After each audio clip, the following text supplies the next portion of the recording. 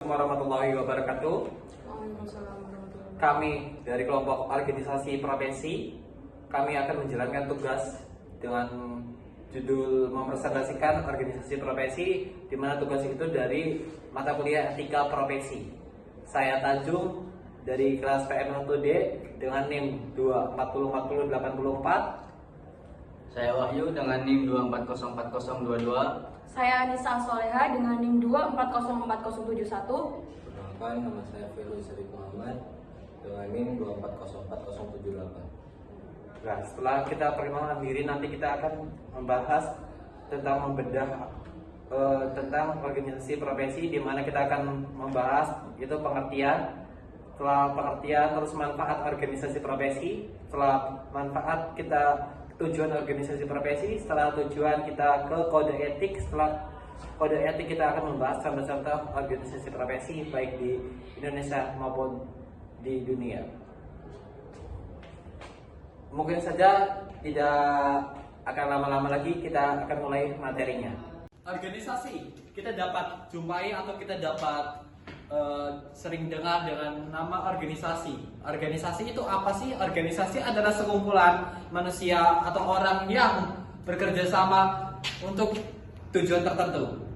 Sedangkan profesi adalah keahlian khusus yang memiliki pendidikan moral dan pendidikan formal, terus yang memiliki keahlian khusus dan serta bersertifikat atau yang diakui secara nasional baik internasional.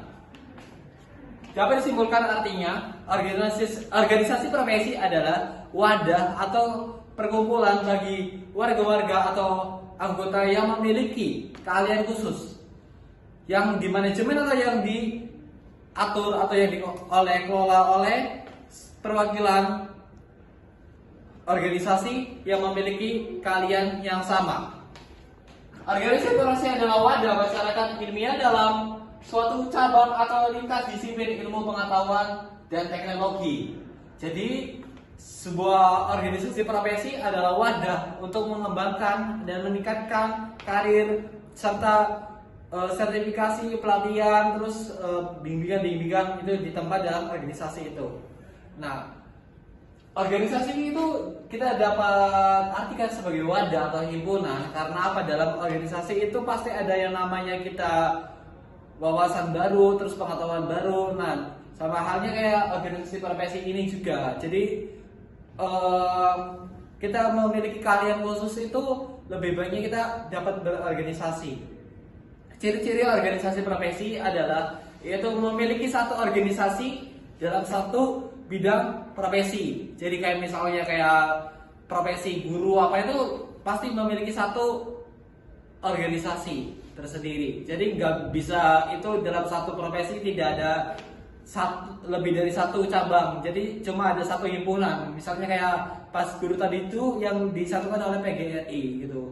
Nah, selanjutnya itu ada tujuan organisasi profesi. Nah, yang pertama itu meningkatkan karir anggota profesi. Nah, bisa dilakukan melalui beberapa hal. Yang pertama itu peningkatan kompetensi dan pengetahuan. Pengetahuan itu melalui seminar, terus workshop atau pelatihan. Dan yang kedua itu ada standar profesionalisme dengan menetapkan kode etik dan standar profesional yang harus diikuti oleh anggotanya. guna memastikan kualitas kerja yang tinggi dan menjaga integritas profesional tersebut. Nah, yang ketiga ada peningkatan karir anggota dengan menyediakan jaringan dan peluang untuk berkolaborasi dengan sesama profesional, organisasi profesi, membantu anggotanya dalam mengembangkan karir melalui berbagai kesempatan seperti promosi, pekerjaan baru, atau pengembangan diri. Nah, selanjutnya itu ada meningkatkan profesional anggota. Yang kedua ada mengembangkan keterampilan anggota organisasi. Jadi dapat meningkatkan keterampilan dalam dunia kerja gitu.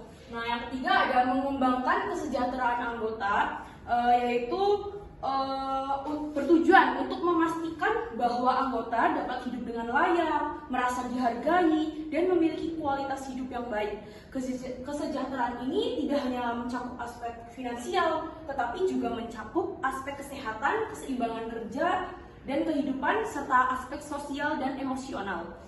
Nah, selanjutnya itu ada meningkatkan martabat anggota, yaitu bertujuan untuk memperkuat nilai dan posisi anggota di mata masyarakat, serta meningkatkan rasa percaya diri mereka dalam menjalankan tugas dan tanggung jawab sebagai profesi.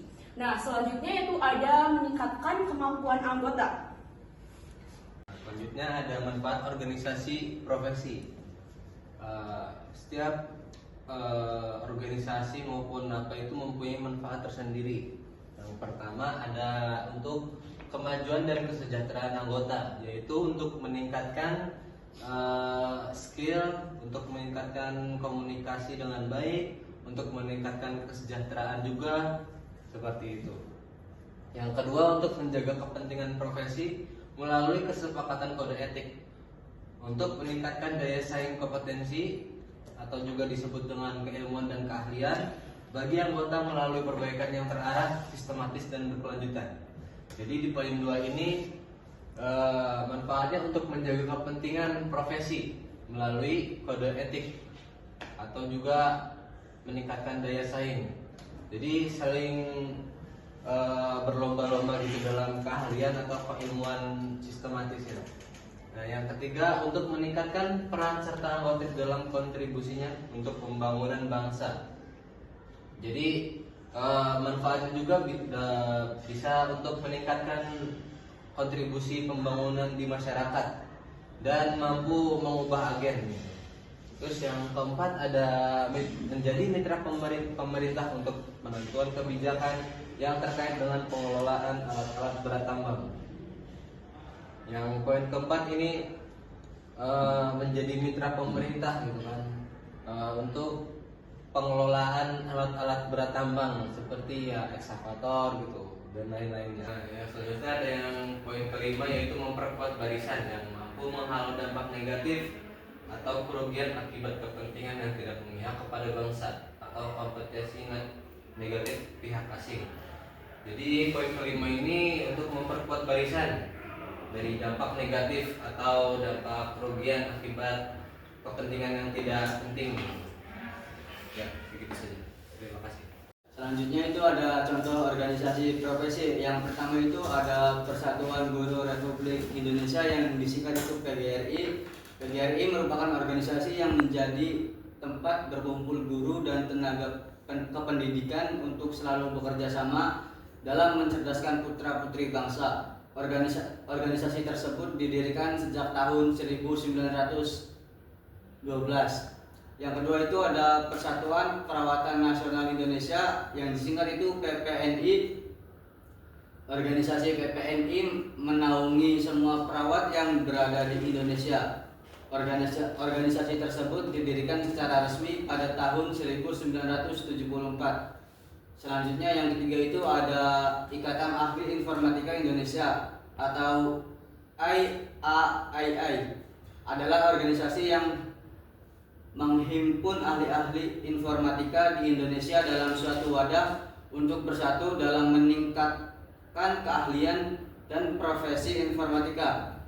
Yang terakhir itu ada Ikatan Dosen Republik Indonesia atau IDRI. Latar belakang yang mendasari berdirinya IDRI pada tahun 2015 adalah Forum Dosen Muda Indonesia yang disingkat FDMI. tujuan utama didirikan organisasi tersebut adalah sebagai tempat untuk mewadahi dosen di seluruh Indonesia dan untuk tempat mengembangkan kemampuan profesi. Kita lanjut membahas dengan kode etik. Kita dalam artian umumnya kode etik adalah peraturan-peraturan yang dikemas dalam suatu buku atau suatu undang-undang. Nah, di dalam kode etik ini dalam organisasi profesi adalah kita dapat diartikan sebagai peraturan-peraturan yang harus ditaati oleh anggota organisasi atau oleh seseorang yang dalam bekerja, yang bertanggung jawab untuk profesional dalam bekerja, yang bertujuan untuk menjaga nama baik dan nama baik organisasi dan nama baik profesi supaya terjaga profesionalismenya suatu profesi tersebut. Nah, selain kita ketahui pengertiannya, kode etik juga itu berkaitan dengan pasal-pasal. Jadi kode etik itu berkaitan dengan hukum di negara atau hukum pemerintah. Di dalam itu kode etik itu dibagi dua, yaitu kode etik internal dan eksternal. Nah, di dalam internal itu kode etik yang diterapkan oleh suatu organisasi yang harus ditaati oleh anggotanya itu yang berjalan hanya di dalam organisasi tersebut atau peraturan-peraturan yang dibuat oleh para pengurus atau para pemimpin yang ada di dalam organisasi profesi tersebut. Sedangkan yang eksternal adalah yang datang dari pemerintah yang bekerja sama dengan organisasi profesi atau sebuah himpunan atau sebuah perkumpulan itu yang disepakati oleh pemerintah atau yang diatur pemerintah untuk sebuah berjalannya organisasi tersebut profesi. Jadi organisasi profesi itu tidak boleh sembarangan dalam bekerja. Jadi dia tuh tetap mengutamakan bidangnya, profesinya masing-masing itu yang diatur oleh kode etik. Jadi dalam kita menjalankan profesi itu tidak sembarangan, teman-teman. Karena kita juga ya namanya ada kode etik atau peraturan-peraturan yang harus ditaati. Nah, kalau kita tidak ditaati itu konsekuensinya atau hukumannya yang kita dapat itu yaitu kita bisa dihapus atau kita bisa di blacklist dari organisasi profesi yang dinyatakan kita tidak layak untuk profesi tersebut, dan kita bisa juga kehilangan profesi atau pekerjaan tersebut. Nah, kode etik juga ini dapat bisa berbeda-beda dari organisasi A, B, C, dan itu berbeda-beda. Itu sesuai dengan profesinya masing-masing. Jadi kode profesi atau kode etik dalam profesi itu tidak semuanya sama. Organisasi A sama B itu kayak misalnya organisasi PGRI tidak bisa sama dengan organisasi Perhimpunan Insinyur Indonesia, itu nggak bisa, teman-teman. Itu pasti di dalam organisasi itu memiliki kode etik masing-masing yang harus ditepati oleh para anggotanya. Jadi dengan tujuan yang sama, tapi itu dengan beda kode etiknya. Jadi kita dalam peraturan organisasi masing-masing beda, tapi tujuan kita sama, yaitu mengembangkan potensi kita ke profesionalnya, tetap meningkatkan profesionalisme itu sebagai organisasi profesi. Nah, selain kode etik dan tujuan dan manfaat, terus contoh-contoh organisasi profesi itu ada ciri-cirinya. Itu ciri-cirinya yang kita bahas, yaitu dalam satu organisasi itu wajib atau hanya memiliki satu profesi. Jadi gak bisa dalam satu organisasi mencakup dua profesi. Itu karena apa? Diatur dalam kode etik tersebut atau undang-undangan kode etik organisasi profesi. Mungkin itu saja yang kelompok kami dapat sampaikan. Saya dari perwakilan kelompok kami, mohon maaf bila mana penjelasan kami kurang jelas. Mohon maaf karena kami manusia biasa. Terus kami juga masih tahap belajar untuk menjelaskan tentang organisasi profesi yang dimana materi ini yang ada di dalam mata kuliah etika profesi. Semoga kedepannya kami juga terus belajar dan menyajikan edukasi-edukasi ke teman-teman atau semuanya. Kami mengucapkan mohon maaf karena kami juga manusia biasa, terus kami masih tahap belajar. Kami insya Allah akan mengembangkan ilmunya, kita akan belajar bersama-sama. Saya akhiri, saya perwakilan kelompok organisasi profesi.